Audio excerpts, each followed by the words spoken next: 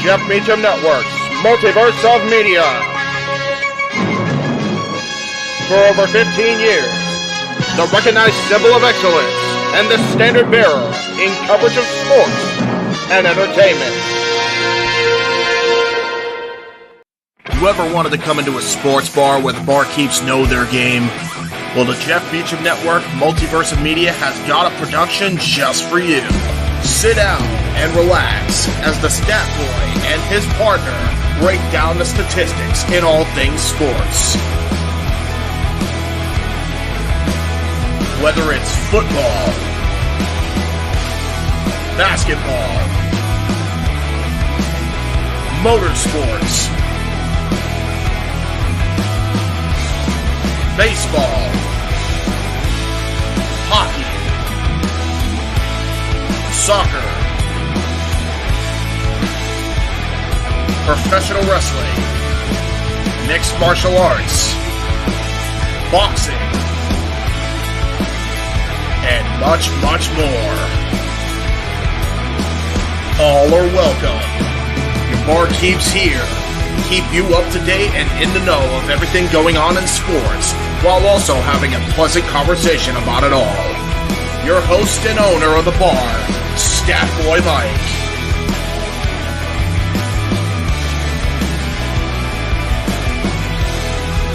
His partner in crime, Dory Lou.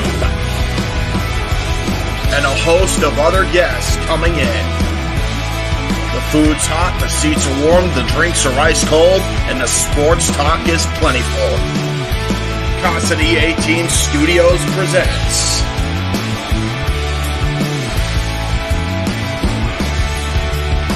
Stat Boy Sports Bar. Take a bar stool and enjoy the show.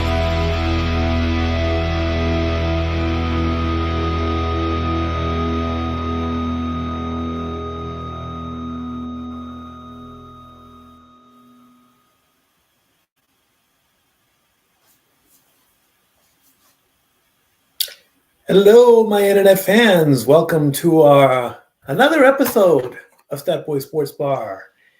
Stat Girl Dory Lou is here. The Fantasy God is here. We're all back after last week's technical issues where we somehow blew a fuse in the Casa adjunct.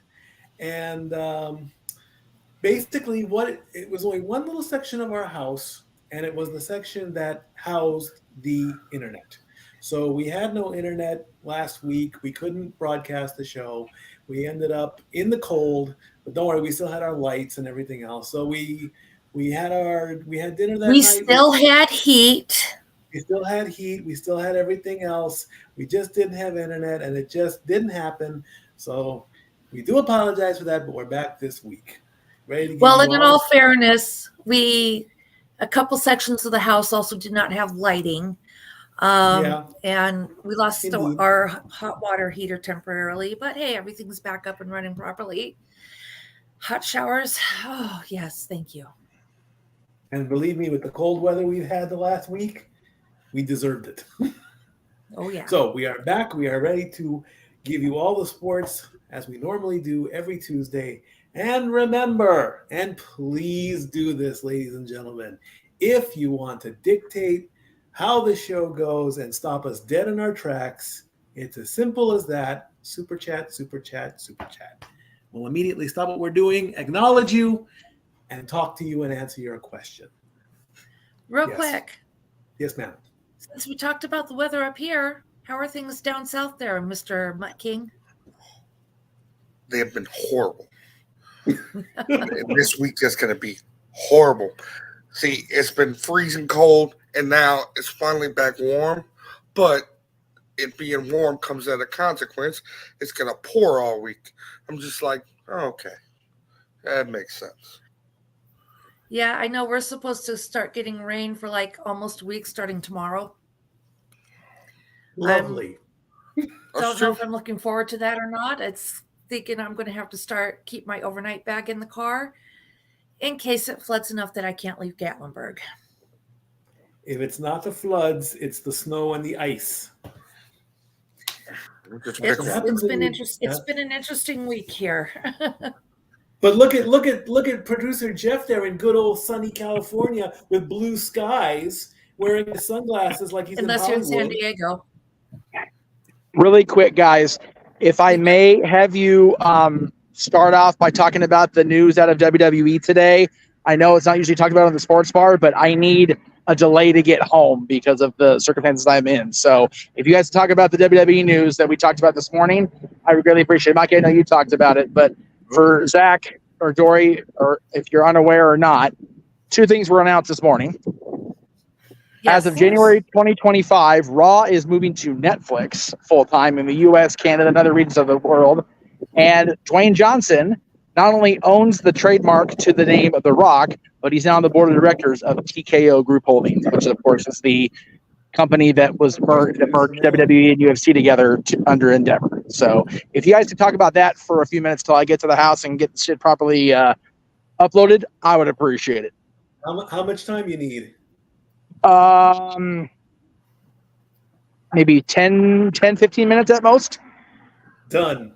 No All problem. right. Thank As you. reported today on ESPN, on First Take, and on the Pat McAfee Show, and on MSNBC, it has been confirmed that Dwayne "The Rock" Johnson is now part of the TKO Board of Directors, and WWE Monday Night Raw is coming to Netflix as of January 2025. This is a 10-year, $5 billion, not million, billion with a B deal. Stuff is still coming out of this. Another perk of the Dwayne Johnson thing is he now has full ownership of his name, The Rock. It is his. It is now, he can use it however he wants.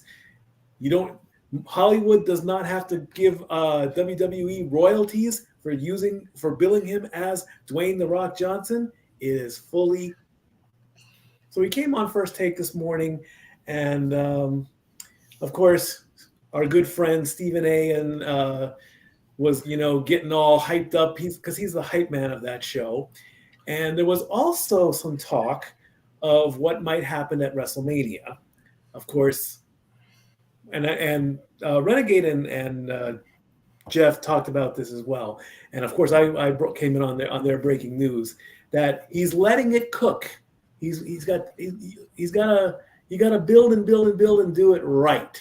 Like they're building the field down in Tropicana, down in St. Petersburg for the Royal Rumble this week. So, and I initially said that I'm not too happy about this Netflix thing. Number one reason being, we don't have Netflix. We just don't. We've got Hulu, we've got Paramount Plus, we've got Max, and we've got Disney Plus. But we do not have Netflix. We don't know how much Netflix is going to charge for. And of course, this is going to happen in January 2025. So you don't have to make any decisions as to what's going to happen now. USA is going to keep Raw until the end of the year. Nick Khan came on to Pat McAfee's show, and he was asked to talk about this deal, that there's a potential that SmackDown is going to leave Fox and take over the USA spot. So we've got all these networks and all these streaming things. Who wants to go first? Ladies first. Go ahead, Dory Lou. Okay. Thank you. One of the things when Statboy and I talked about this earlier today is, no, we don't currently have Netflix. Especially, and Netflix, I'm sure, lost a lot of subscribers or lost a lot of people when they cracked down on the password sharing thing. But with the WWE universe being as broad as it is, this may actually help Netflix get subscribers. I mean, I think it's a really nice business move, moving Raw over to Netflix. That's going to increase their subscribership and start making money for Netflix. Okay. Fantasy God? Am I happy about it? No, not really. But between the three of us in this household, and I know there's shows on Netflix I'd love to watch, I think we can figure out how to do that here in this household. Zach? Okay. Being a fan of Netflix, this is tremendous. But at the same time, something just seems odd. Out of all platforms, you pick Netflix? Yeah. Where'd that come from? That just came out of left field. So something tells me from January 23rd, 2024 to January 2025, something may happen with Netflix that they, add another partner. Like who? Maybe they tag Warner Brothers in this whole thing. I don't see that. Maybe Netflix works on a partnership with Warner Brothers as a streaming, like just for streaming purposes alone. Yeah. We never say never. I mean, we've proven many times in the IWF and with WWE that anything can happen. The next question I want to pose is, do we stream more than watching regular television? I definitely do. Yeah. Mm-hmm. Zach, when was the last time you watched television and not streamed? Wow. He's thinking about it. Wow. No, that was stream. Well, it's not. I mean, yeah, no, I can't tell you because my cable's Hulu. So there you go. See, I think the last time we watched regular TV was watching a football game.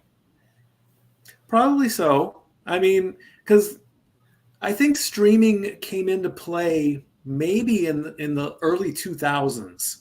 You go to work. The routine is you get up in the morning. You're supposed to watch the morning news on whatever channel you watch. You go to work. You come home. You're at the table. Watch the news again. Watch some shows during the day. The wives, the kids. Kids come home to watch their shows after school. And then all of a sudden, this just boom. Netflix originally, of course, was a DVD thing. You go get DVDs. Right. Then they decide, well, let's phase out DVDs and let's bring in digital movies for so much a month. And then movie after movie after movie comes out, but they really don't go live. They occasionally do a stand-up routine. I know they did Fluffy in Los Angeles, but now they're dipping their toes in the water for Raw. It doesn't seem like a fit. I almost said the same thing with Amazon Prime and football too. I don't think of Amazon Prime and football going together. Of course, my opinions on that situation was a thing. ESPN Plus you can watch anytime, and you get bundled with Disney, of course, because Disney, ABC, and ESPN all come together. So you can basically watch sports whenever you want, just in case you miss it. And especially when sports are international with the time zones, if you don't want to get up at 3:00 in the morning local time, whether it be East Coast or West Coast, to watch World Cup soccer, because depending on where the location is, you're not going to get it live on regular television. You're going to get it maybe even on YouTube if you're lucky. But at least with some kind of streaming, if you miss it, you get to see it. Okay, I'd like to address Daniel's comment about the PLEs for WWE when the Netflix deal is in full effect. This is from the WWE.com website. about this deal. And I'm just going to read it out here, okay? Okay. Beginning January 25, Netflix will be the exclusive new home of Raw in the US, Canada, UK, and Latin America, among other territories, with additional countries and regions to be added over time. Likewise, as a part of the agreement, Netflix will also become the home for all WWE shows and specials outside the US as available, inclusive of Raw and WWE's other weekly shows, SmackDown and NXT, as well as the company's premium live events, including WrestleMania, SummerSlam, and Rumble. There you go. There you go. So basically what that means is the WWE network, as we know it outside of the United States, is no longer going to be a thing. It's going to be merged into Netflix like it was Peacock here, basically. Yes. So, Daniel, I hope that answers your questions. And I apologize for JJ and I not knowing that this morning. We weren't aware of that because I didn't have the news thing in front of me. I had been awake for maybe an hour when let's go live. So that was my bad. That was my irresponsibility of not having the information that I needed in front of me. So that's my bad. But yeah, the long and short of it is the way the WWE content is viewed outside of this country is going to change in very much the same way it's viewed here. Yeah. So, and Pop said, it all comes down to the money. Like I said, this is going to increase subscribership for Netflix. There's a deal there. And in theory. Yes, in theory. So everything except for Raw is going to be still available on Peacock, I'm understanding, in the United States. Yes. Well, so in the United States, and other of these networks, NXT will be on CW. SmackDown will be going to USA Network starting in the fall season because their 5 years with Fox is up, and They negotiated to return the SmackDown brand to USA Network on Friday nights as opposed to keeping Raw. Again, there's reasons for that I'm sure no one within the company. I don't know that right off the top of my head. But the thing that we got to this morning was the cable television dominance over wrestling is definitely going to be a thing of the past, because I can almost guarantee that Warner Brothers Discovery, if ratings continue to be what they appear to be, which is on the decline for Dynamite, Rampage, and Collision, that they may move AEW to Max or find a different partnership as well. So a lot of things in the air right now, which is great. It like I said this morning, like I've been saying, it's great to be. We're 23 days into the year, and wrestling's already making more news than it has in decades. It's great to see. Yeah. So Raw leaves linear television for the first time since its inception 31 years ago. So this is going to be a big change for many reasons. I look at it like this. Now that you're on Netflix, what restrictions do you have? Right. They'll probably be, from what the PR said, the matches, or I don't know if the PR said, the press release said this, or this was inferred by one of the websites. The matches will be arranged for commercial breaks. So during the Netflix original broadcast, it's going to be a lot of rest holds for about 3 to 5 minutes per match. So we won't be missing any action anymore. Right, pretty much. Okay. Daniel says he hopes Netflix tells WWE no more 3-hour Raw unless that's what Netflix wants it to still be. Well, again, it's famously in the open mic night opening every week.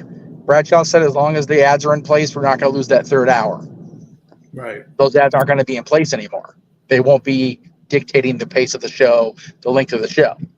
Right.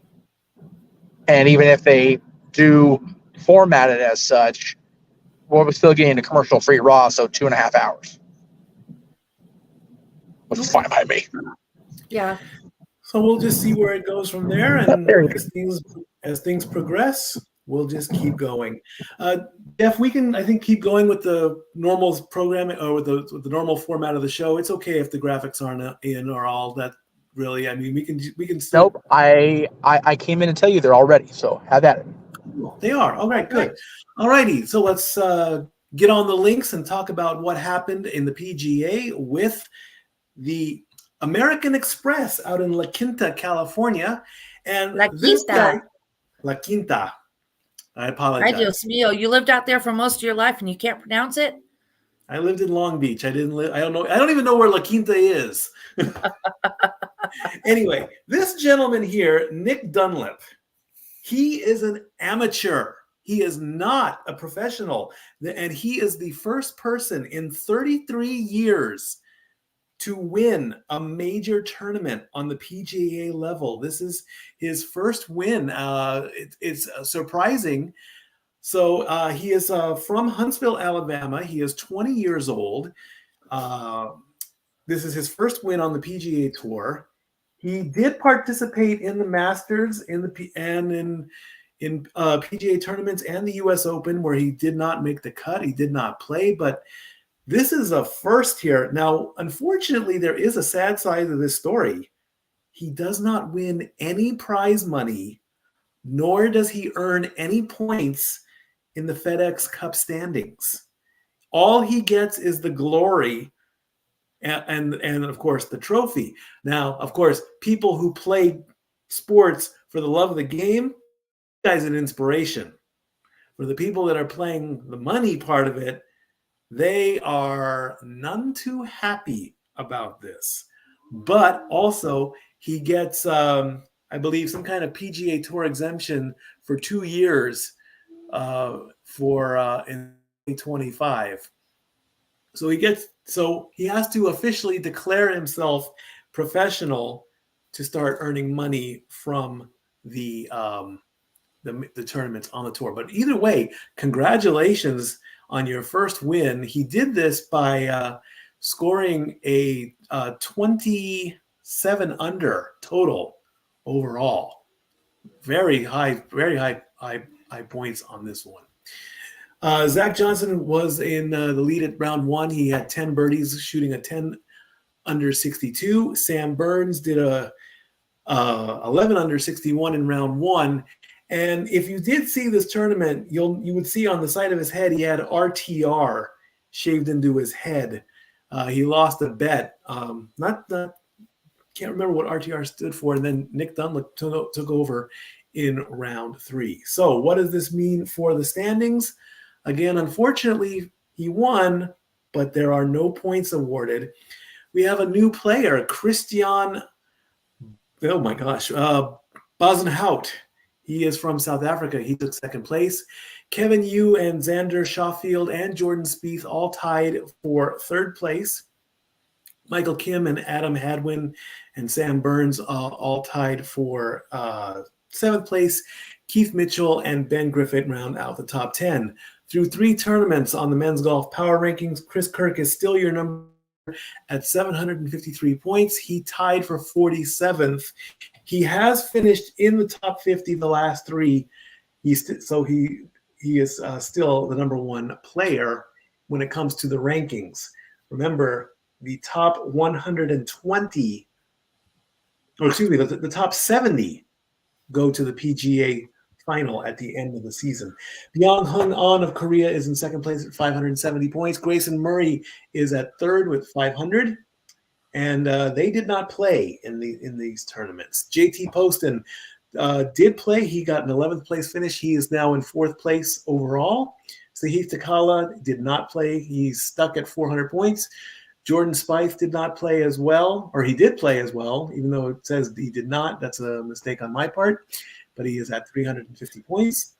Xander Schauffele at 315. The new player, Christian Bazenhout of South Africa at 300. Scotty Scheffler at 298. And Brian Harman at 294. Up next for the men, they play in the Farmers Insurance Open, which comes up this weekend. Now let's hear what the ladies did. Take it away, Dory Lou. So the ladies teed off for the 2024 LPGA season with the Hilton Grand Vacation Tournament of Champions. After carding 4 under par rounds at Lake Nona Golf and Country Club, Lydia Ko won for the 20th time on the LPGA Tour. She defeated Alexa Pano by 2 shots to take home the first title of the 2024 season at her home club in Orlando, Florida. She took the lead over from Ayaki Furu in the second round of the tournament and kept her game up throughout the remaining 2 rounds. Had an official interview after winning, and she stayed humble, saying that she appreciates younger girls, meeting with the younger girls, taking pictures and giving autographs. However, she is still just Lydia. By winning this tournament, she earned $225,000 in prize money, 500 points, and the number 1 spot in the season standings. And it's the race to the CME Globe.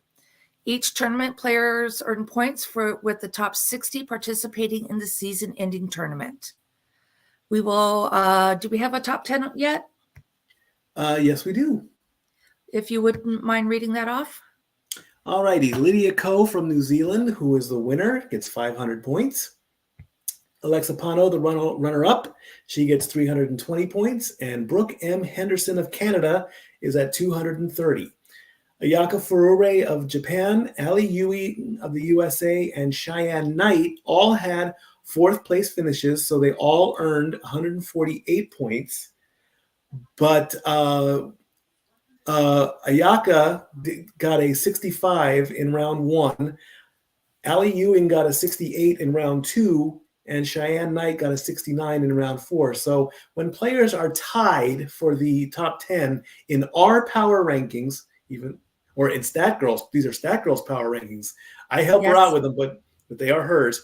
Tiebreakers are going to be broken by whoever has the better round throughout the tournament. So Ayaka had the best, then Ali, then Cheyenne. Charlie Hull of England tied with Rose Zhang of the USA. They both have 95 points. Charlie did a 66 in round 2, and Rose did a 69 in round 1. She scored a 69 in round 1. She did not. Oh, that's a big. Oh no, Mikey! That was the most horrible botch ever. I do apologize for saying that. That came out wrong. I am so sorry. Gemma Dryberg of Great Britain, Scotland. Yeah, I know. I as soon as I said it, I know. So I'm trying to move on. 78 points, and she tied with Marina Alex of the USA also at 78 points. She shot a 69. She did not do that other thing. So I do apologize for that. Oh, Mikey. No, I think that just was a deep slap later. You know how numbers and all that happens. It just slipped. So I do apologize for that. So I just want to throw this out there. Yes, go right ahead. This is somebody who has their eye on joining the LPGA. They are from Scotland, and they actually have done some winning out in Scotland. I just had it. Hold on. Go ahead. You're fine. The LPGA is their dream after they won an event after winning a tournament in Florida. Mm-hmm. This person's name is Haley Davidson. This is awesome. The first male-born golfer to win a professional women's event 3 years ago, and he claimed the top prize at the NXXT Women's Classic at Howey in the Hills. Now, Haley Davidson is male-born, but is transgender. There's been, many, many sports where there's been issues about transgender athletes getting an unfair advantage from what sex they were born as. Makes sense. Understood. However, personally, I don't see that as being an issue in golf. No, not at all. I believe. I know there's women out there who can hit the ball just as well, if not better, than a lot of the men out there. And also, I think you found also a news story about the match with Rose Zhang. Yes, I sure did. Because that's what I do when I'm doing stuff. I send all kinds of notes to myself or the sports bar chat that we keep going with all my fun news stuff that I want to make sure I cover. So they have, it's called The Match. It is Capital One's The Match. Mm-hmm. Hold on, my phone's being stupid. There we go. Maybe. Let's see if I can bring it up real quick. Well, for the first time ever for the match, we have women participating in it as well. I'm really not liking my phone right now. Rory McElroy and Max Homa will be joined by Rose Zhang and Lexi Thompson to square off in the match 2024. Right. It's the first, like I said, it's the first time ever women will be joining that. I'm trying to get a better. Well, I do believe that I think Patrick Mahomes did it one year, or a couple of football players did this. It's right. Basically, go ahead, Zach. I was about to say that. I think this is also the first time since celebrities ain't going to be in it. So this usually is. Go ahead. It usually is a celebrity thing, where celebrities that claim that can play golf get a chance to prove it against a couple of professionals. And I believe there's a charity involved, or all the money that they supposedly win. Usually, yeah. Goes to charity. So this is the made-for-television golf competition held at West Palm Beach Golf Course. This year it's taking place on February 26th and is for the first time featuring stars from PGA and LPGA. I was trying to find NFL and NBA. That was back in previously. But yeah, so the big story out of that is that for the first time, we're going to have women participating in the match as well. February 26th. Stay tuned for the outcome. And we will cover it. Quick news from tennis. The big tournament going on right now is the Australian Open. It will end this weekend. So then next weekend, we will be covering it along in the normal lineup. Right now, the Joker, Novak Djokovic, is the number one player. He is currently earned his spot in the semifinals, I believe, against Jannik Sinner. And on the ladies, our number one girl, Coco Gauff. Go ahead, Dory Lou. I think you have the story on that one. I had it.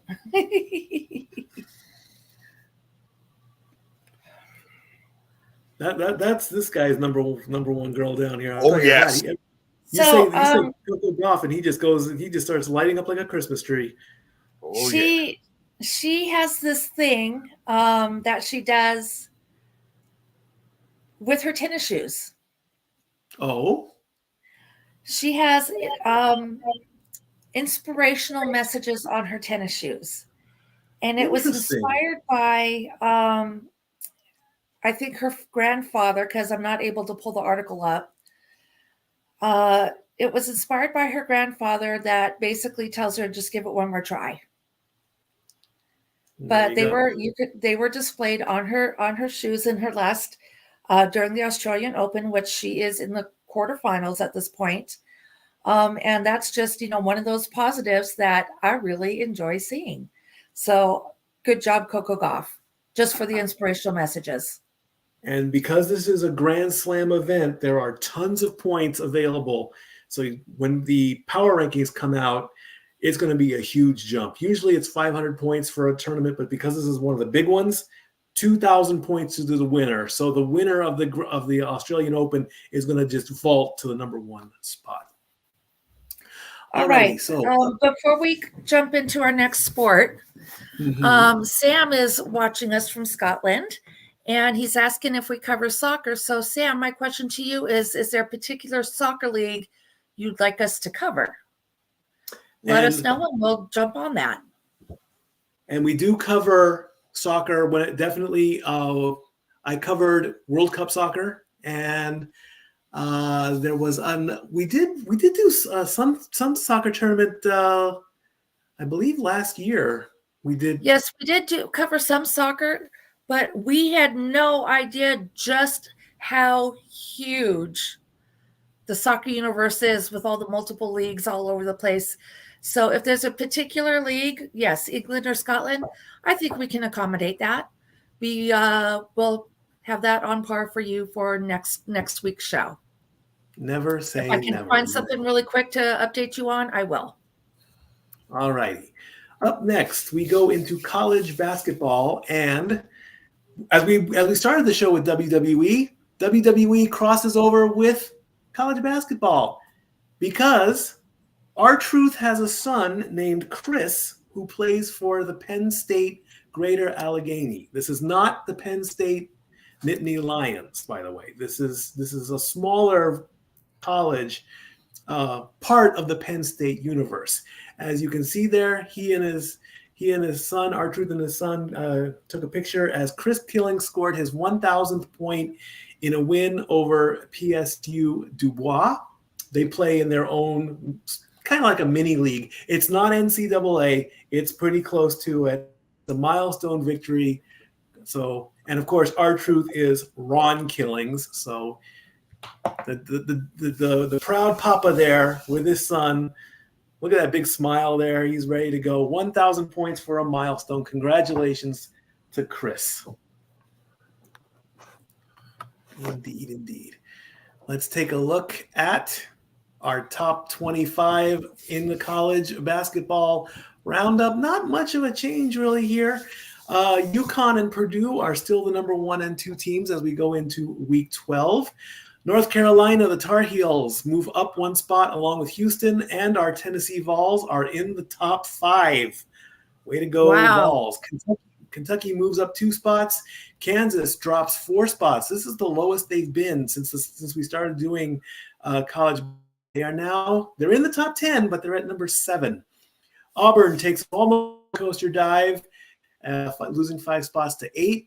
Arizona moves up 3 into the top 10, and Illinois rounds out the top 10 with a +4 gain. Oklahoma, the Sooners, they move up 4 spots.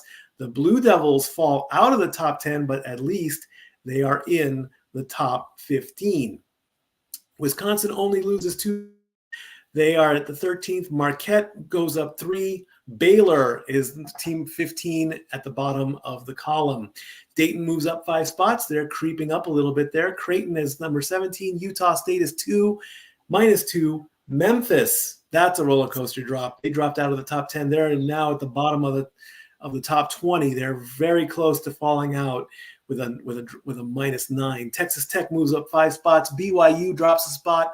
Florida Atlantic earns a spot. Iowa State earns a spot. And we have 2 new teams, Colorado State and New Mexico. How about the ladies, Dory Lou? All right, Mr. Mike, you know darn well I can't see the graphics, so go for it. Okay, fine. South Carolina stays at the top of the number 1 spot. The UCLA Bruins are right on their heels at number 2. Colorado stays put. Kansas State moves up 3, and Iowa rounds out the top 5. Stanford is number 6. North Carolina State, not North Carolina, drops 3 spots. UConn, our Huskies, are down to number 8. LSU is number 9, and Texas rounds out the top 10.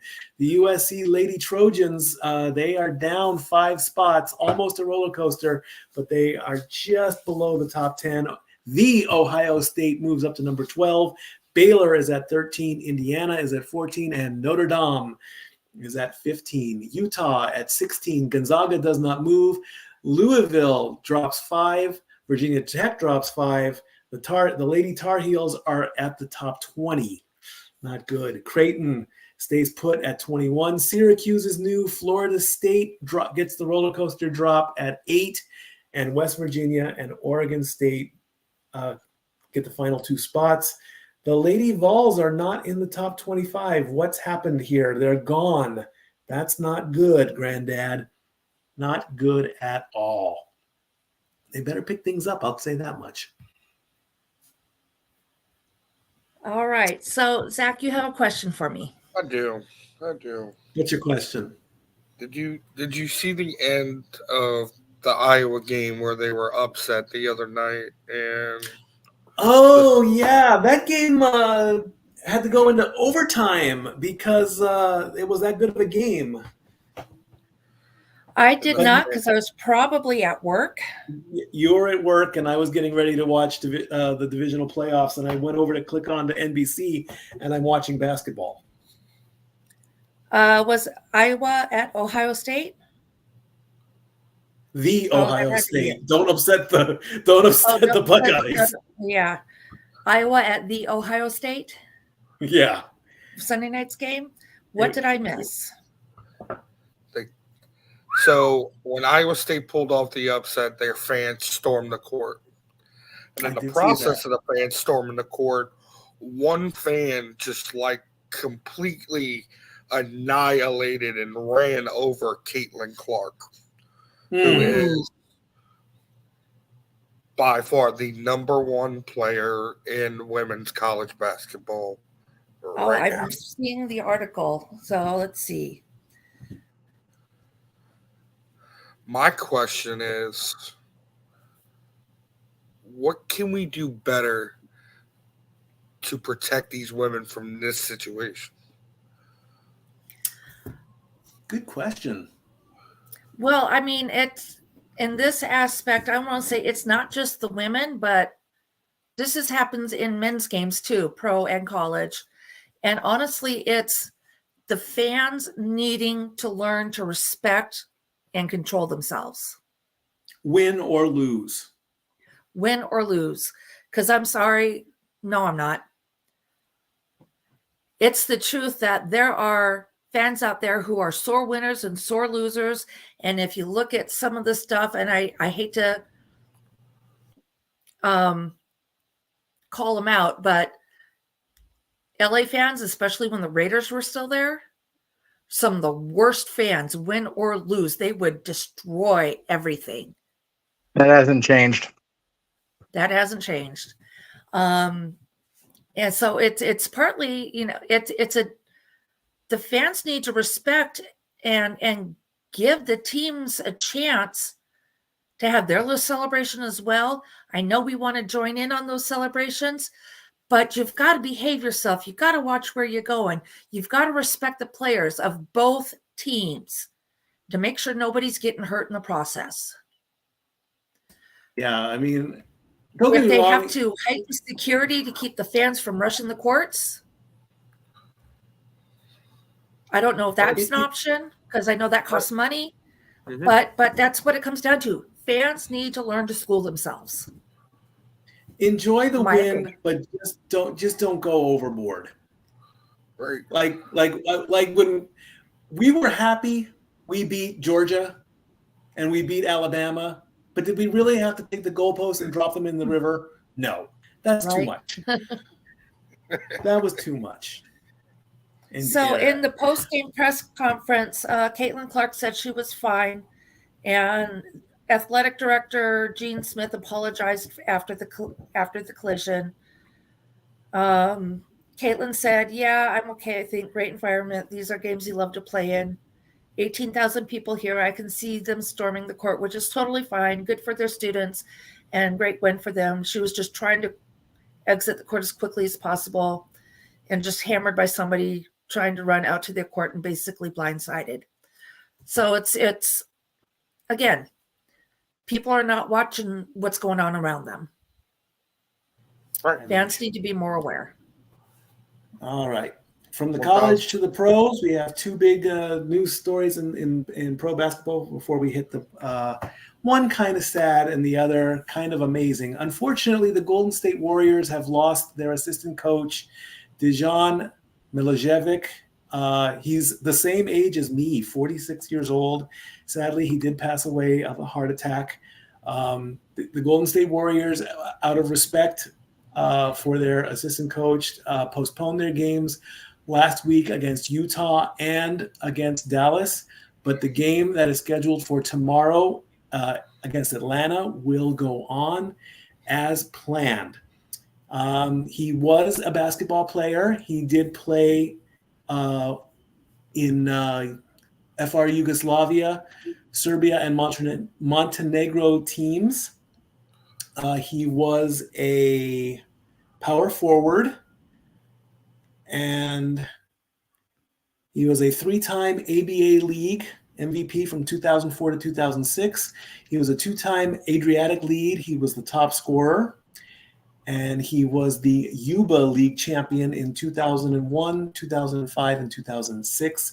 He was also the Yugoslav Cup winner of 2001. And he actually did get a ring with the NBA champion Golden State Warriors in 2022. But, it out of respect and, out of sadness, but it's now time to move on. They did put his picture up at the Chase Center and get back to playing basketball, because when you take a look at the rankings, you'll see a significant drop in the rankings for the Warriors. So a time to mourn, but then a time to get back to work. Recently, in the past 2 days, 2 NBA players, one in Philadelphia and one of Dory's Minnesota Timberwolves that she loves so much, have put up some huge numbers.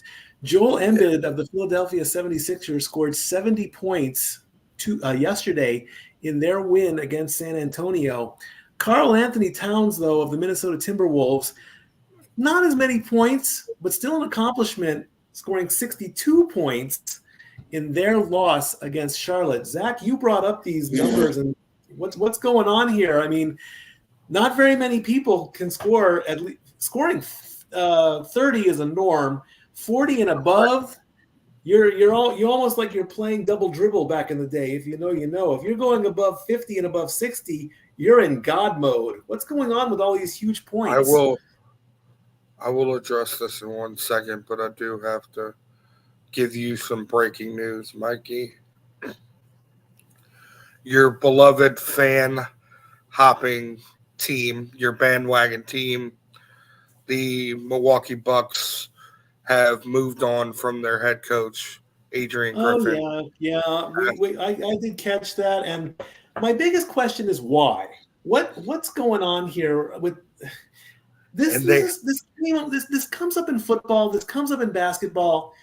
In fact, let me quickly put up the power rankings real quick to show my point on this. I want this as a quick visual.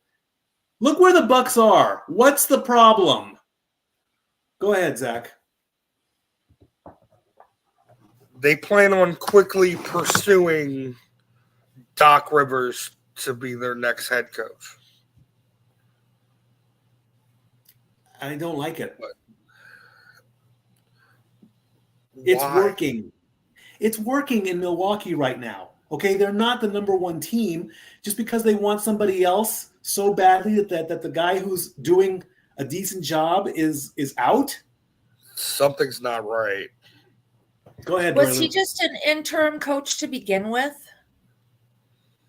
No. Or is this other guy, this assistant coach that is coming up for now, just is he? Well, I know he's coming up for the interim, but was the previous coach just an interim coach, or how long had he been? It was his first year, from what I remember. It was his first. It is. So I mean, that's like giving somebody the new job, and you're not producing. This is one where the stats don't lie. Okay, I'm also going to assume that Minnesota is the division leader right now. So what's the problem? Go ahead, Jeff. It may be something they're unwilling or unable to disclose at the moment. We need to keep that in mind as well. And that's where my head was going. I have no knowledge of the situation. I literally do not know. I did not know about this until Zach brought it up right now. But if a guy who is leading a team to a division leading record at the moment is dismissed without any apparent provocation, there's probably some provocation that is not being disclosed to the public. That's an assumption, that's a guess, but it's there. Indeed. So as the story progresses, we will definitely continue on with that. Let's take a look at the power rankings and see where. Wait. Oh, there's more? You are so impatient. So other news. Sorry, Meltzer of the Mediaverse. Is that what we are? Okay. Anyways, your Cleveland Cavaliers have somebody who has screwed up. Tristan Thompson has been suspended for the next 25 games as he has tested positive for 2 different performance enhancing drugs. 25 games. Go ahead, Zach. Cleveland just can't catch a break. Go ahead, Zach. Tristan Thompson is the 17th athlete in the last 4 years to be suspended for the same thing, including Brock Lesnar. Yeah. You know what that is? Estrogen. They take the estrogen to balance the testosterone levels. Okay. This is news to me. All right. I've never. Thank you, Jeff. I did not know that males can take estrogen to balance out their testosterone. That doesn't sound. They never taught that in Health 101. No. Well, and women have naturally occurring testosterone, but as we have the estrogen that kind of overrides it. We have more estrogen than testosterone, and that's what we deal with when we hit that older level. Is we lose the estrogen and start getting more testosterone. So then my health teachers are gender biased because they always say testosterone is for men and estrogen is for women. Thanks a lot, Mikey? Teachers. Yes. Mikey, when did you graduate high school? 1996. Okay, just saying. Just saying. And Mikey, I did not learn that in school. That's because I was going to school for medical assisting once upon a time, and I read a lot. Okay. Shows how much I know about college. Read a book. Anyway. Okay, fine. All right, I'll just stay on. I just don't want to be on camera because I look like shit, but I'll stick around since I keep popping in anyway. Okay. Thank you. Mikey, now, where are we at here? Basketball. Let's take a look at that. Boston is still the number 1 team at 34-10 for the last 6 weeks. The Milwaukee Bucks and the Minnesota Timberwolves are tied at 30-13. The Bucks have a 9-point lead. Places. They did swap places, indeed. It all came down to points per game. Denver Nuggets are locked in the number 4 spot for 2 weeks in a row at 30-14. The Thunder and the Clippers round out column 1. Thunder at 4 weeks and Clippers at 2 weeks. Going over to column 2, Philadelphia 76ers at 27-14. They stay put for 2 weeks. Cleveland at 26-15. If this suspension holds and gets upheld, I don't see a huge drop, maybe to the bottom of column 2 by the end of the week or something, but we'll see where that goes. New York at 26-17 jumps from column 3 to column 2, moving up 5 spots. The Pelicans and the Suns are tied at 25-18. Pelicans haven't moved in 3 weeks. Suns move over as well. Sacramento Kings round out column 2 at 24-18. We go to the middle. Indiana. You okay, Dory Lou? Look at Pop's comment. Look at Pop's comment. What did Pop say? Oh, it's National Literacy Week. Okay. Thank you, Pop. Love you, Pop. Indiana at 24-19, staying put at 2 weeks, tied with the Dallas Mavericks and they dropped 5. Miami is also tied at 24-19. They stay put right in the middle. Orlando at 23-21, and then we're right at the 500 mark with the Utah Jazz and the LA Lakers, who have not moved for 2 weeks either. We go to column 4, 21-24 for the Bulls, 20-22 for the Rockets, 18-22 for the Warriors, but they have a good reason as to why. So let's hope we can get them moving on up. Hawks at 18-25, Brooklyn at 17-25, and here's a shocker. The Grizzlies move out of column 5 and into column 4, one step at a time. At 16-27, the Raptors drop to column 5. The remaining teams pretty much stay put. Portland and Charlotte stuck at 4 weeks. The Spurs and the Wizards switch spots. And again, the Pistons at the bottom, putting all their love into Ford Field. We'll get to that in just a second. Portland's been there 4 weeks because they're frozen and solid up there. Right? So the Bucks actually beat the Pistons no yesterday. joke. My mom flew up there last week to visit her sister and had to be diverted to Seattle because when they flew over Portland, it was a giant ice rink. I'm like, hey, somebody call Commissioner Bettman. I got a Winter Classic spot if he wants it. The whole city's a giant ice sheet. It's like, Jesus Christ. Oh, wow. So good we segue actually had about ice. They can't play because they're cold. It was below 32 degrees, but above 20 a couple days ago. And I was working at the aquarium, and I had a couple that was visiting from Alaska. God bless them. They weren't cold. I wonder why. And that's a big giant dose of nope. Yeah. So real quick on yesterday's games, for some of the teams we watch a little closely, the Bucks beat the Pistons 122-113. Who hasn't beaten the Pistons? The Grizzlies beat the Raptors 108-100. And my Timberwolves lost by 3 to the Hornets 128-125. It happens. For today, we've got 7:00 Eastern time, so just getting ready to start. We've got the Nuggets at the Pacers, the Knicks at the Nets at 7:30, and the times I'm quoting you are Eastern time here in the States. The Jazz at the Pelicans at 8, Trailblazers at the Thunder at 8, and the Lakers at the Clippers at 10.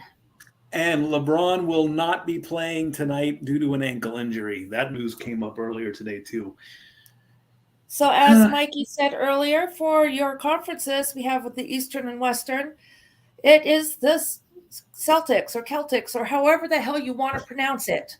It's still number 1 Eastern Conference with the Bucks at number 2.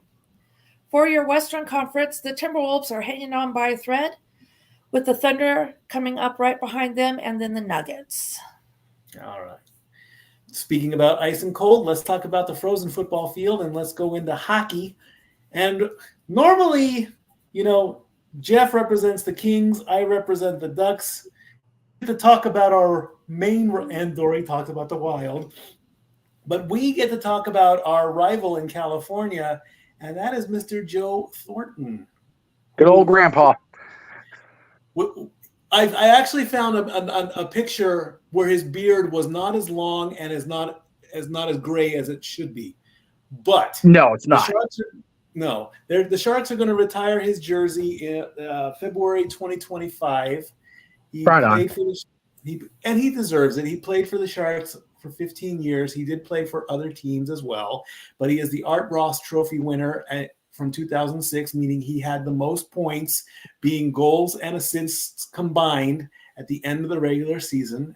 And he also won the Hart Memorial Trophy as a MVP. He is also the franchise leader in assists at 745. So even though we both have a mutual dislike for San Jose because the California rivalries are one of the biggest rivalries in sports. Congratulations, Joe. You deserve this. Yeah, the Shark Tank is getting a jersey up in the rafters.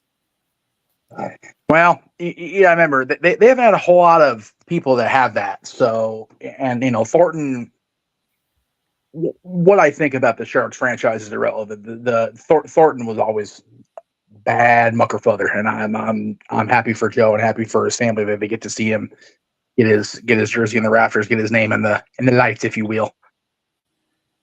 He also played for Boston. He also played for Toronto, and he finished up his career in Florida. Yes, no but matter what we feel about a particular franchise, we do still recognize those outstanding players, no matter what the franchise they played for. Absolutely. Exactly. And speaking of those franchises, we're doing these, or are we going to go to the women next? we're talking about men's hockey, but we can do whatever's pleasure. I don't give a shit. First, go ahead and do the men's hockey since it's up. Okay.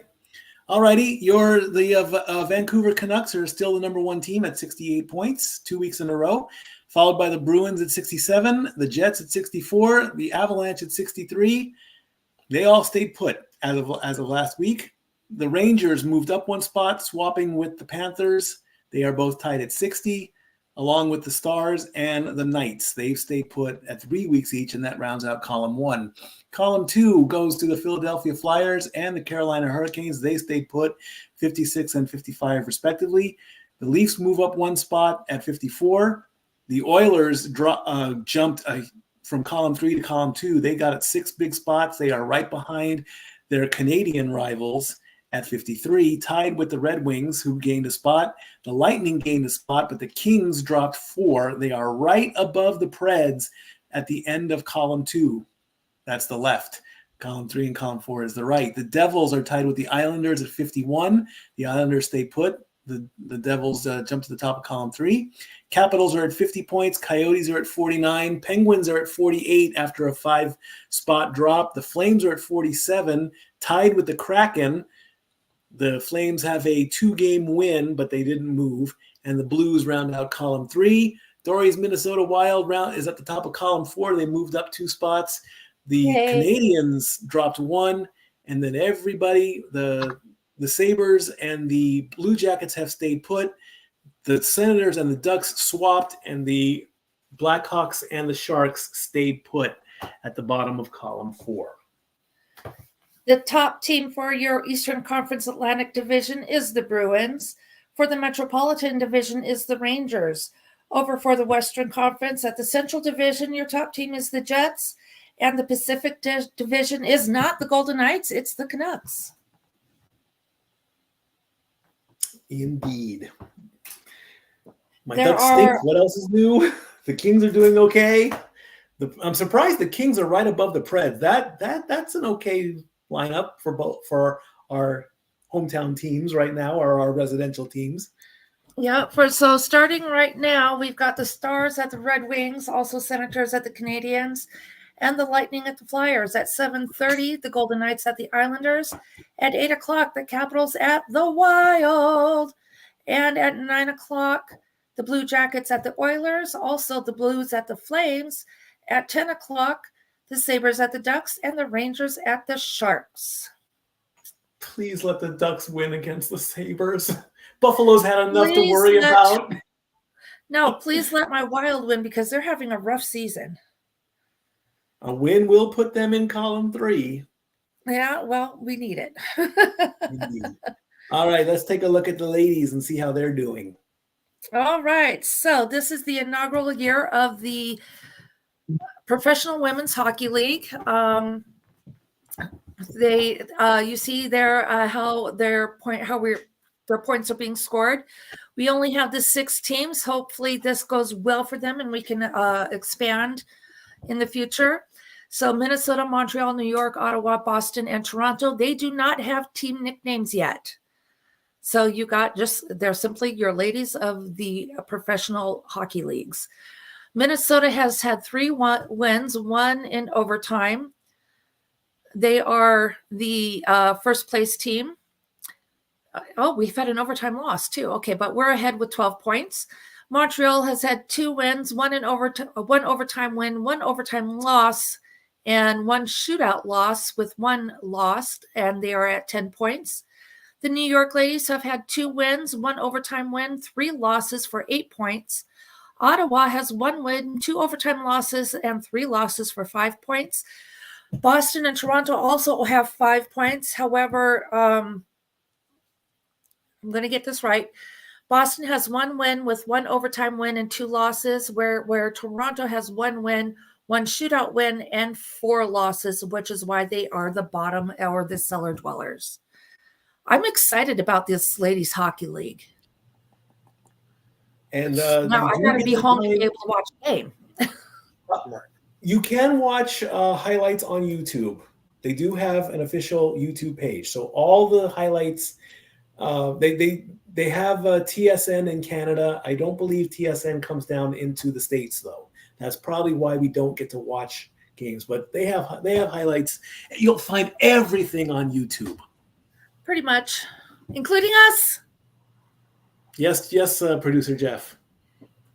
I need to take a James's uncle commercial length break. Okay, yes, especially since we've been talking about hockey. So stay tuned for this really awesome message, and we'll be right back. Thank you.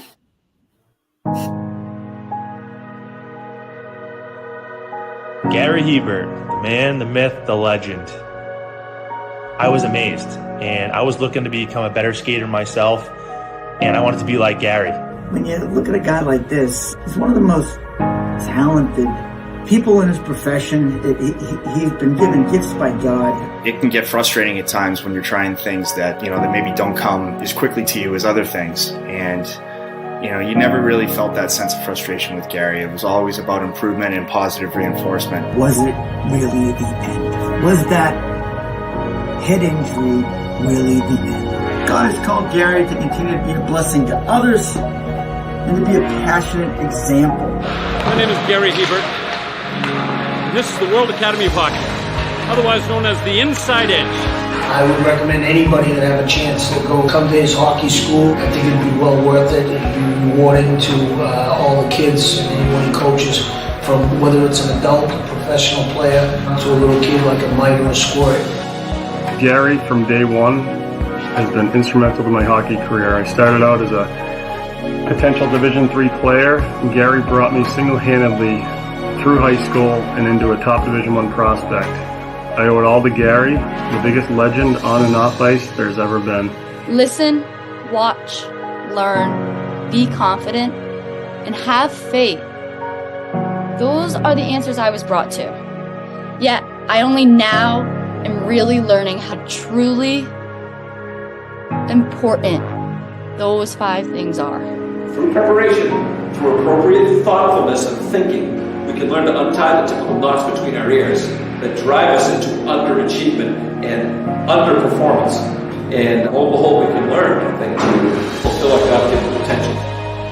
Gary has the innate ability to make people not only better players, but better people. The life lessons they learn from Gary are incredible. You can always remember leaving that rink knowing as a player I got better or I had something to improve on to get better. And I think that's what you excelled on as a coach, is giving us the knowledge to know what we needed to do to get better.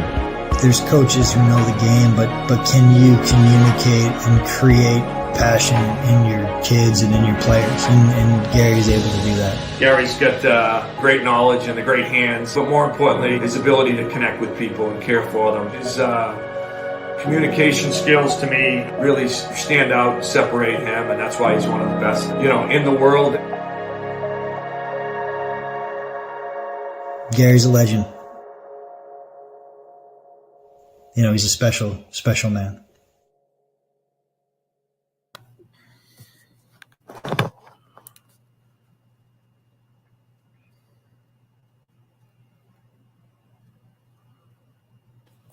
Dodger, come. All righty. We are back. It's now time for the meat and potatoes of Stat Boy Sports Bar. Why you come every week. Dodger, come. Happening in the world of the NFL. It's the main event. However, we start with a very interesting story that, and this is actually Renegade brought up this story, and I thought this was amazing. NBC is being criticized for editing an interview by Texans quarterback Stroud. Now, okay, well, I'm going back on the air and going back to the house. So Dylan's trying to rest. He's not feeling well. So you're on the air. Oh, I am sorry. My bad. That's okay. I'm sorry, you guys. It's okay. So this picture here was taken, I believe this is the wild card weekend game when the Houston Texans played the Cleveland Browns. And Houston quarterback C.J. Stroud was being interviewed by NBC reporter Catherine Tappan. And she asked him about a couple of record-setting performances after the game. The first words out of CJ's mouth, and there's his quotes there, "First and foremost, I just want to give all glory, praise to my Lord and Savior, Jesus Christ." This is how he starts all of his interviews. He is a very humble and very Christian person. He then continued the interview by saying, "It's been amazing being in the city of Houston for as short time as he's been, because he is a rookie. But the love I've got, I've really just been doing it for Houston. I'm blessed to be in the position that I am, blessed enough to be playing at a high level right now." Then at the end of the interview, he told Miss Catherine, "God bless you," or "be blessed," or however, I believe he actually said "God bless." Now, all that happened live at the end of the game between the Texans and the Browns. Then NBC posted the interview on their social media, Twitter, Facebook, Instagram, whatever. However, they showed Catherine asking the question. The camera then panned over to CJ, and any and all references to Jesus Christ was taken out. 5 seconds of footage gone. Then to make it look like, or to maybe even make it sound like, he was just answering the question. A lot of fans are shaming or criticizing on NBC about this. The first question is, why? Why was this done? NBC has not given an official reason. They have not answered the backlash. There has been a couple reports that it has been suggested, did they do it to cut down the time of the interview? Because in broadcasting, time is a precious commodity. You only get a certain amount of time for certain things. For example, our show, we're given about 2 hours to an hour 45 or an hour 20 or however long. We have to cut things short sometimes. Another suggestion is, and this is the one that's way out here, does NBC have a problem with CJ Stroud giving his First Amendment right of freedom of speech and freedom of religion for their purposes? Because, and in my opinion, I'm not happy with it. I'm not the best religious person in the world, but this is what he does. It should be respected. So, who wants to go first on this topic? Ladies first. Oh, well, this is tough because religion is a sensitive topic to very many. Mm-hmm. And in the world we live in, there are also people who are offended by any type of religious talk. Indeed. Yes, much ado about nothing. Mike is Greek Orthodox. I am. I was raised in the Lutheran Church. No, I don't attend church services anymore, but I remember being told once upon a time, where one or more are gathered in his name, he is with you. And I don't think that pertains to religion at all. That is just 3 or more gathered in his name, or 2 or more gathered in his name, and whichever deity, whichever name you wish to call that deity by, he is with you. Mm-hmm. And to say, hey, I can't say this on live television or in interviews. Yes, you are definitely violating my First Amendment rights more than one way. If that is his preference, so be it. He should be allowed to say it. If somebody doesn't like it, all they have to do is turn off the TV or change the channel or mute it. Indeed. So that's where I'm at with that. It's NBC. What do you expect? Only thing they're good for is Law and Order. Carry on. Okay, that's interesting. Because see, here's the thing. When yeah, exactly. See, when you get a live broadcast, you really don't know what people are going to say unless you do your homework on them.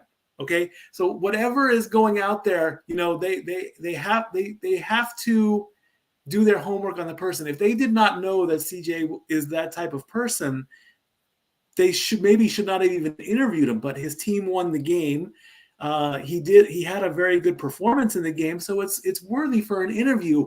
And of course, if you saw it live, you saw it live. Why they again decided to post something different, we have no idea. Jeff, what do you say on this? Jeff doesn't want to give his opinion on this. Right Well, now? he might be away from his computer at the moment too, and he's muted. So okay, well, either way, I mean, your opinion. What is it? In your opinion, overall? In my opinion, overall, I'm not happy with it because the full interview should have been rebroadcasted. It's also like why is it such a bad thing to just give thanks to a higher power why is that such a bad thing? I was always taught God is good, God is love, and that's God is not a bad person. So why someone feels that, oh well, if they didn't see it live, they're going to get to see what I want them to see, a la the Spider-Man movie with Mysterio. I'm going to make them see what I want them to see. That's just not cool either. So well, and people know how much I love Scooby-Doo. In the second Scooby-Doo movie that they put out, when Alicia Silverstone's character was interviewing Mystery Inc., they did all kinds of cuts on the interview to make them look bad. Mm-hmm. Okay, that's how they did it in that particular movie. But it makes me wonder or think how much of that is reality. I give you this whole great interview, but because you don't like what I stand for or something, that you're going to take the pieces of the interview you want, not necessarily just to cut out on time, but to give a perception of me that may not be real. Indeed it is. And Jeff is back. Okay. Sorry about that. Had a little bit of the hitching to get along there. Okay, no worries. Where we be? Do you want to give an opinion on CJ Stroud and why NBC decided to take out Jesus from the interview? Nope. Okay. All right. That is your choice. That is your feeling. If you don't want to talk about it, I respect you for it. I don't talk about politics. I don't talk about religion. I know my areas of knowledge and expertise, and they ain't it.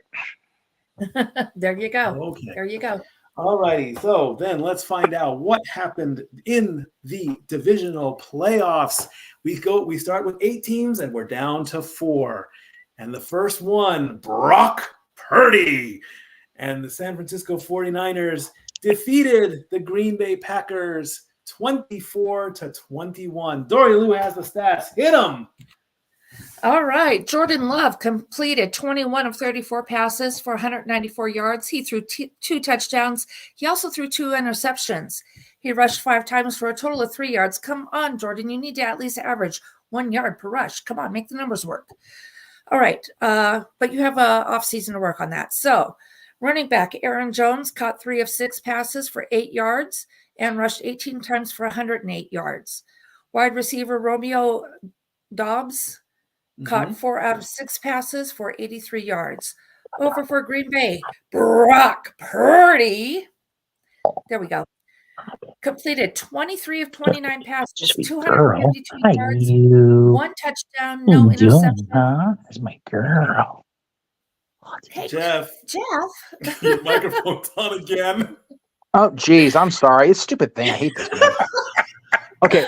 For the record, it's been a very long day. That meeting went way longer than I anticipated. I'm supposed to be on the laptop. I locked myself out of the studio. So I'm on the phone trying to do this, and I have no idea what's going on. So I do apologize, you guys, for real. I'm so sorry. Your dog with you too. So is that a cat or a dog? It's a dog. It is a dog. It's our pit bull. We've had her for a few years now. Pit bull. We think pit bull pointer mix. The spoiled brat she is. Love to the pitties. Aren't you? All right. Pitiful. Brock also rushed 6 times for 14 yards. Running back Christian McCaffrey caught 7 of 12 passes for 30 yards. He rushed 17 times for 98 yards with 2 touchdowns. And tight end George Kittle caught 4 of 7 passes for 81 yards with 1 touchdown. All righty. The Baltimore Ravens claimed their spot in the championship final next week as they took out the Houston Texans by a score of 34-10. Wow. Yeah. So CJ Stroud completed 19 of 33 passes for 175 yards, no touchdowns or interceptions. He did rush 3 times for 9 yards. Running back Devin Singletary caught 5 out of 6 passes for 48 yards. He rushed 9 times for only 22 yards. And wide receiver Nico Collins caught half of his passes, 5 of 10 for 68 yards. Over for Baltimore, Lamar Jackson, 16 of 22 passes completed, 152 yards, 2 touchdowns, no interceptions. He rushed 11 times for 100 yards and 2 touchdowns. He was the top rusher for Baltimore on Saturday. Right behind him was Justice Hill, caught 2 passes for 11 yards and rushed 13 times for 66. Wide receiver Zay Flowers caught 4 out of 5 passes for 41 yards. Lamar Jackson. And of course, I don't have the story up because I misplaced it. So give me just a second here. And where is it? Should be right here. This is, he did a first in the NFL. And of course, now I can't find the story I want. I hate it when that happens. It happens. Yeah. But we're trying to do this, and I should be more on top of it. Strategies. Anyways, I believe it was the first time an NFL quarterback has, in a winning game, rushed for 100 yards with 2 touchdowns. I think it's something to that effect. My apologies for not having all my notes together. It's okay. But yay, Ravens. All right. Yay. All right, for Sunday. Sunday. The Detroit Lions wanting to complete their Cinderella story, taking on the Tampa Bay Buccaneers and defeating them 31-23. What a game this was. All right. So over for Tampa Bay, Baker Mayfield completed 26 of 41 passes, 349 yards, 3 touchdowns, 2 interceptions, rushed twice for 15 yards. Running back Rashad White caught 4 out of 5 passes for 36 yards with a touchdown. He rushed 9 times for 55 yards. And wide receiver Mike Evans caught 8 out of 12 passes for 147 yards with a touchdown. Over for Detroit, Jared Goff was on his game. He completed 30 of 43 passes, 287 yards, 2 touchdowns, no interceptions, rushed 6 times for 6 yards. Running back Jamar Gibbs. Oh, wrong show. Okay. Caught 4. I said Gibbs. Wrong show. I get the reference. Go ahead. For 40 yards, he rushed 9 times for 74 yards with a touchdown, and wide receiver Amon-Ra St. Brown caught 8 out of 14 passes for 77 yards with a touchdown. Go Lions.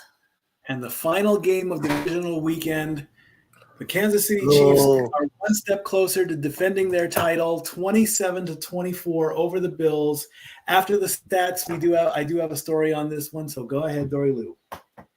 Well, first I'm saying boo. Yeah. I was rooting for Buffalo. All right. So for Kansas City, Patrick Mahomes caught completed 17 of 23 passes for 215 yards, 2 touchdowns, no interceptions, rushed 6 times for 19 yards. Running back Isaiah Pacheco caught a pass for 14 yards. He rushed 15 times for 97 yards with a touchdown. And tight end Travis Kelce caught 5 out of 6 passes for 75 yards with 2 touchdowns. All right, and then over for Buffalo, Josh Allen completed 26 of 39 passes, 186 yards, 1 touchdown. He was the top rusher. He did rush 12 times for 72 yards with 2 touchdowns. Right behind him was running back James Cook, who caught 4 out of 5 passes for 21 yards, and he rushed 18 times for 61 yards. Finally, tight end Dalton Kincaid caught all 5 passes he was targeted for a total of 45 yards. All right. All right, Nike, to you for stories. The first story or first issue I have with this game is that, one, there's a story going around that I have not yet confirmed. I haven't heard from the Buffalo side of this one, but apparently the Buffalo Bills turned off the hot water in the stadium after the game. And if that is true, that's not cool. Okay.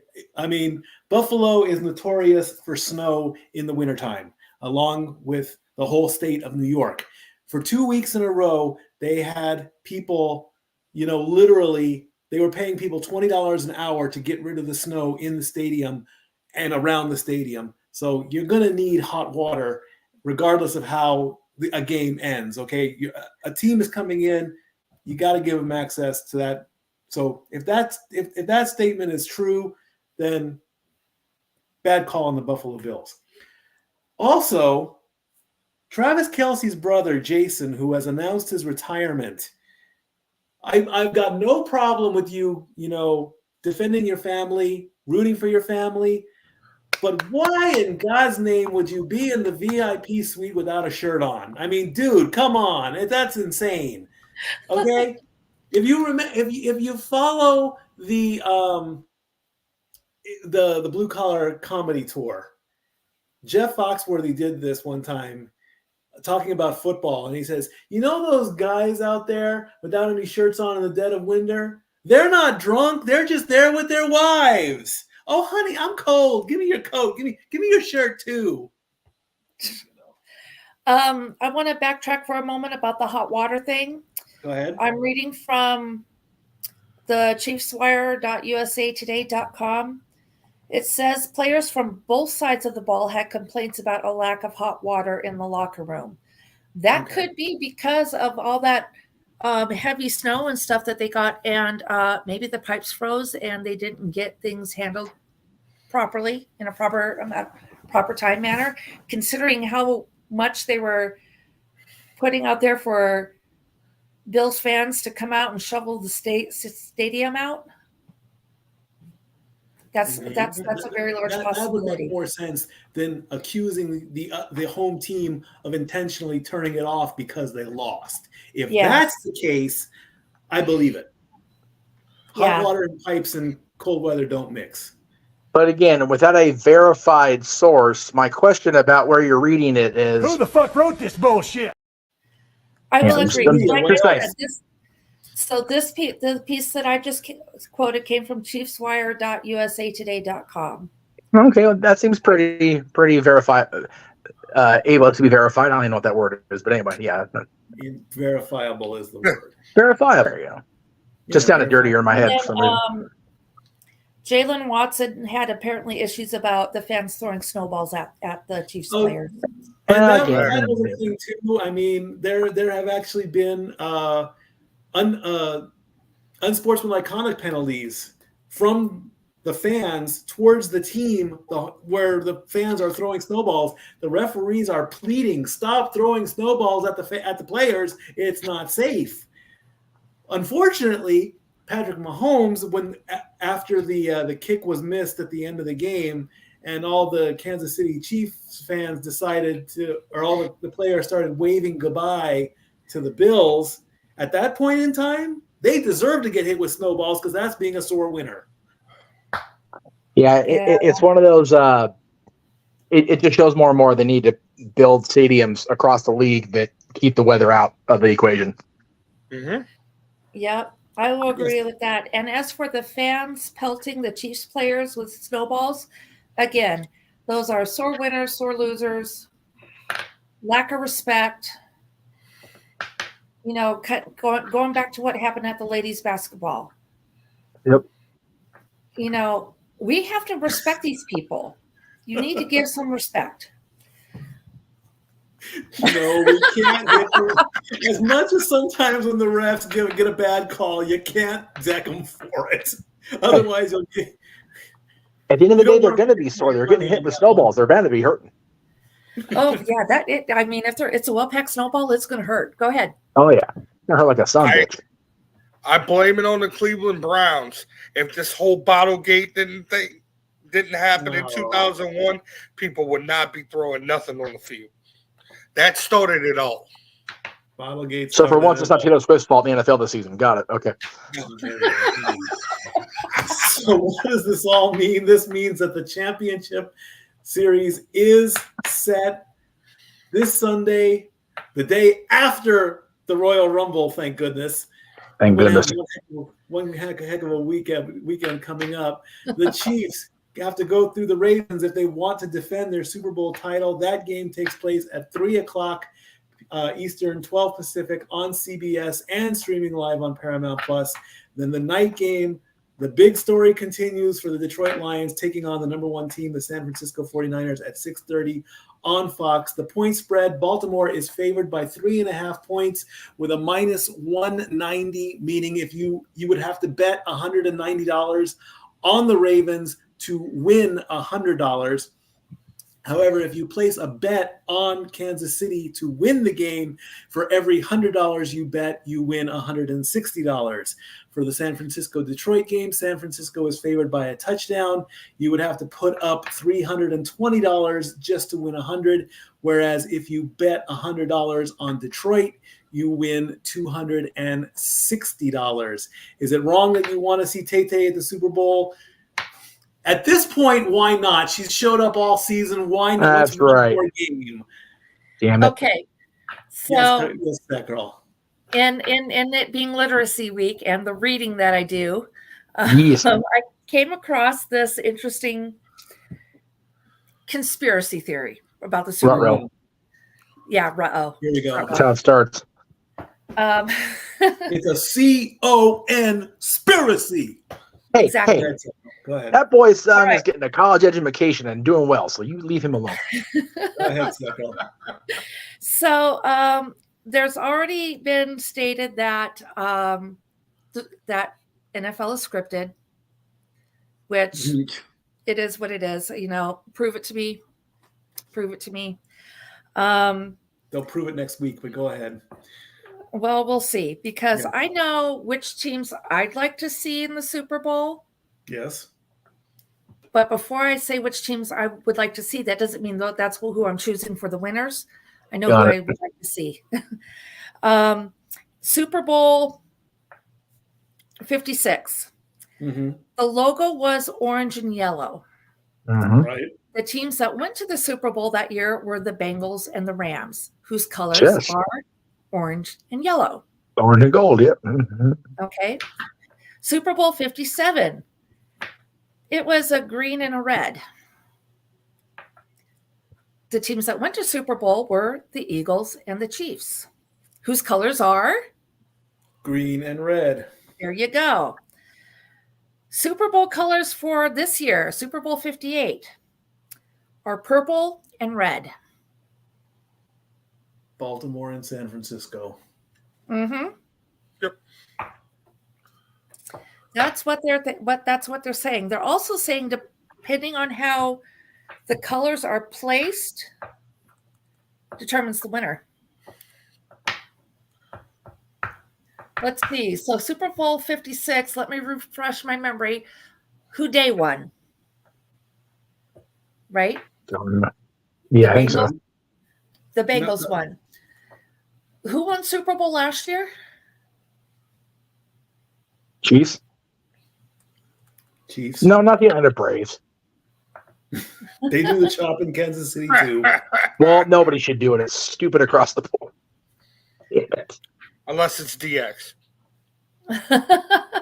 Well, that's a cross chop. That's not appropriate in any setting. Right.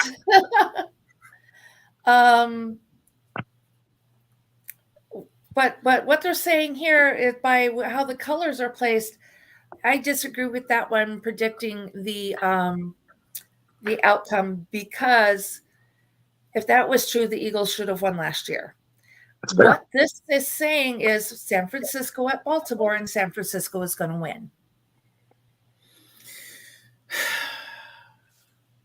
Listen here, Muggs. You see what's going to happen, Shea? We're going to go out there, Shea. We're going to take out Jared Goff's kneecaps, and we're going to get him in the knees. Yeah, that's what's going to happen. Yeah. The mob is taking over. So I thought we were biting off kneecaps. Pop always picks the teams I want to see, never who is favored to win. More fun to watch. I will agree with Pop on that. I know the teams I would wish to see is actually Baltimore and Detroit. Yes. Yes. I mean, Frisco hasn't been there in a while, if I remember correctly.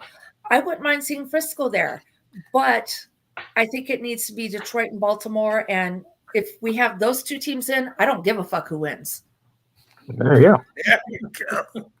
I want to see a good game. Oh, so do I. Thank you, Jerry, for this comment. I was waiting to put a video clip up, but I can go ahead and do it now. Oh, for fuck's sake, Mikey! He tried, Pop. He tried. I tried. He'll get a gift slap for it later.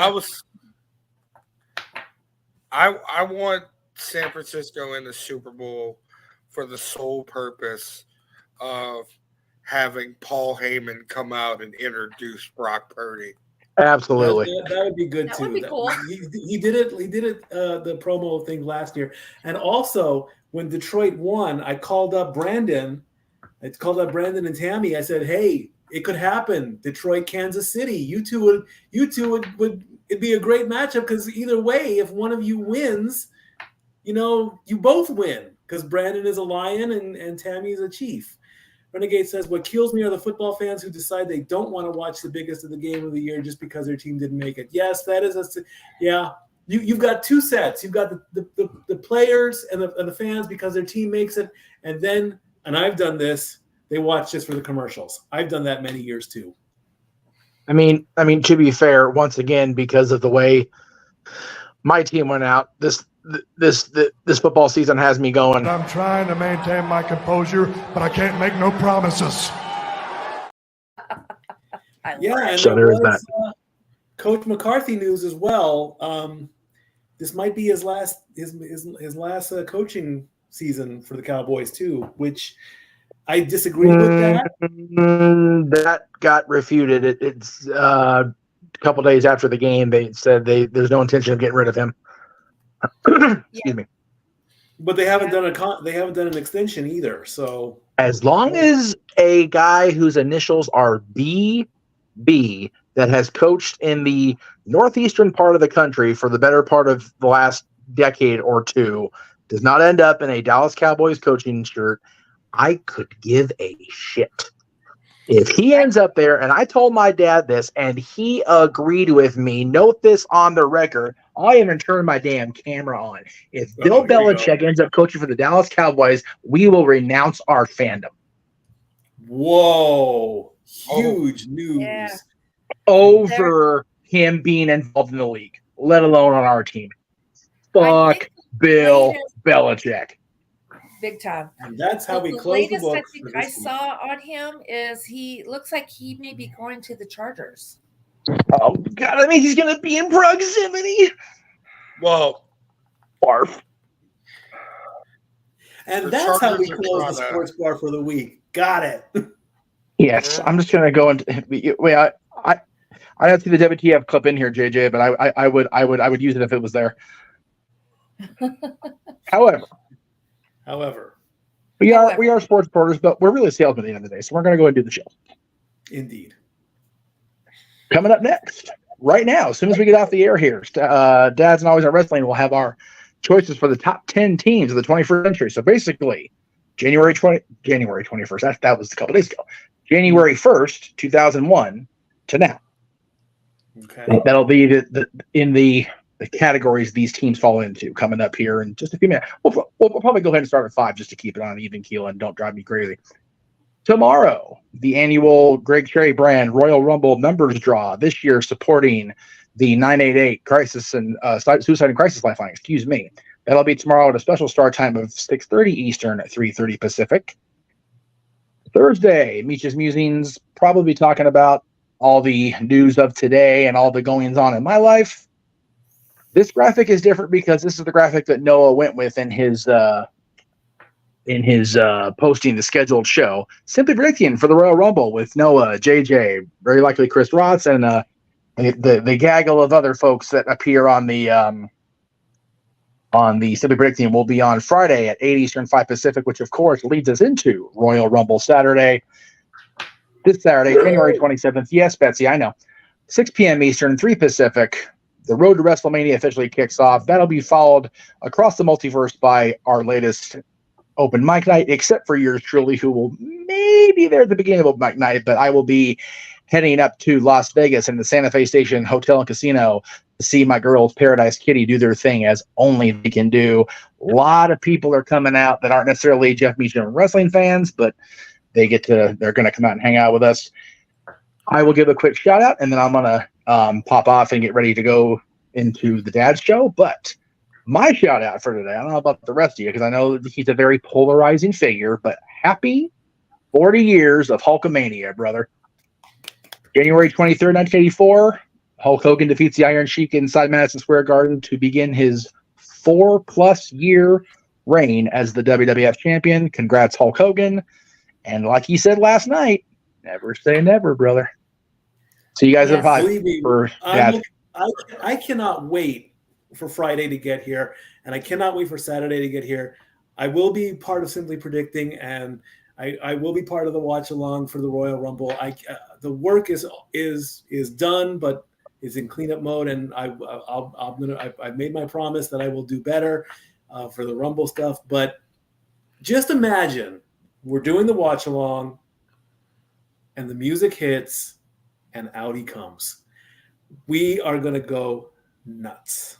That is the only reason why I'm like, I hope they don't run past 8 o'clock because I really want to see the Rumble match. And I have a feeling the men's Rumble is going to be last this year. So, yeah, I actually took the day off so I can watch the Rumble and watch along. And like I was doing for my WrestleManias, which I need to jump back into, I'm going to try and keep notes. Very cool. Much appreciated. I can have some input for open mic night. I love it. And again, that'll be after the Royal Rumble at 11 Eastern, 8 Pacific, if they go off on time. Whatever time Royal Rumble ends, we'll start up a mic night, of course, and I will try to be there for the beginning. I'm trying to get there for the beginning of the Rumble watch along at 3 p.m. Pacific, but we're going to be fighting Saturday traffic going into Vegas, so that'll be fun. Oh, yeah. All right. We end the sports bar on a positive note. We go. You want to do a shout out first? Do I have a shout out? I don't. I'm going to give Noah an early shout out and say thank you for giving me the opportunity to present the stats for this weekend that I've been working on so much, and I'm looking forward to a great show. That's all I want. Absolutely. All right, go to Zach. Zach, what's your shout out? Jeff, before you leave, I do have a shout out. I want to shout out Adrian Beltre, Joe Bauer, and Todd Hilton for making it into this year's class for the Baseball Hall of Fame. Absolutely. A long Very time cool for all three of them. All three of those guys who put in major years worth of work. We're trying, Jay. We're trying. We're trying, Jay. We're there. All right. As you know, we like to end the show on a positive note. So here is Dory Lou's Weekly Delight. And this comes from, I actually got this off of Facebook from a very good friend of mine. But the quote comes from Jennifer Rockwood. You never know what light you might spark in others just through your kindness and your example. And keeping that in mind, especially some of the commercials I've been seeing lately, and winter is a tough season for many, many people, not just Christmas and New Year's, but the winter season is tough. We have a lot less daylight, so on and so forth, all the science behind it. Share your smile. And I know I preach, think positive. But you know what? Some people have trouble with that positive thinking. Lend an ear. Give them your shoulder. Absolutely. It's part of why I was late today. Yep. So, sometimes we need to, the reality is we can't always be positive. I have my down days too, but I have people who help bring me back up. Be one of those people and share that light. I love it. Oh, right, Pop, the pick'em standings. Make I it totally quick. forgot about that one. Make them quick. Real quick on the pick'em standings. Dory Lou and Pop tied at 8, but the tiebreaker went to Pop because he picked 192 points, and the final total count was 195. So Pop knocks Dory Lou out of the tournament.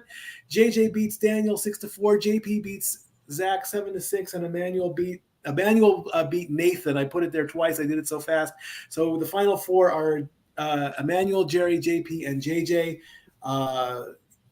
And then the same scenario, the two games get picked, points for the tiebreaker until we're down to one person left standing. That person wins the playoff.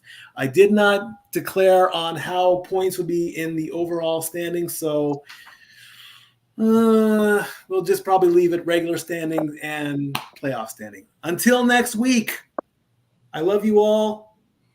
Go Lions! Stat Boy out! Where's the bloody button? The Jeff Meacham Network's Multiverse of Media.